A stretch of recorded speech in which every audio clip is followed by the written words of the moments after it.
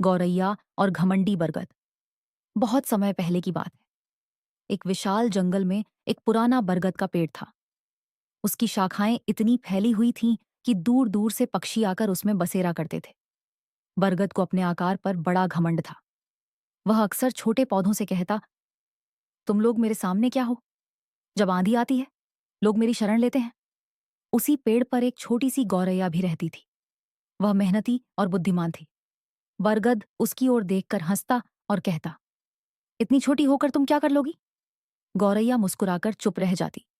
एक वर्ष भयंकर सूखा पड़ा। जंगल के तालाब सूखने लगे। जानवर पानी के लिए भटकने लगे। बरगद ने सोचा, मैं इतना बड़ा हूं, मुझे क्या चिंता। लेकिन धीरे धीरे उसकी जड़ें भी सूखने लगी। उधर गौरैया रोज दूर नदी से अपनी चोंच में पानी भरकर लाती और अपने घोंसले के आसपास की मिट्टी को नम रखती। कई छोटे पौधे भी उसके साथ जुड़ गए। दिन बीतते गए। फिर एक दिन तेज आंधी आई।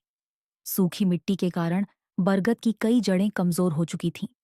एक जोरदार झोंके ने उसकी सबसे बड़ी शाखा तोड़ दी। बरगद दर्द से कराह उठा।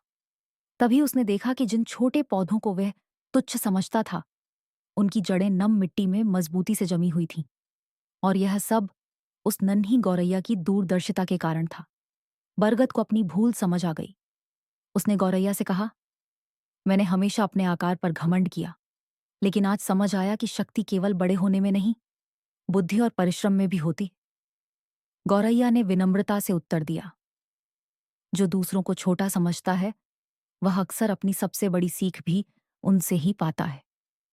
उस दिन के बाद बरगद ने कभी किसी का अपमान नहीं किया और जंगल के सभी जीव मिलजुल कर रहने लगे।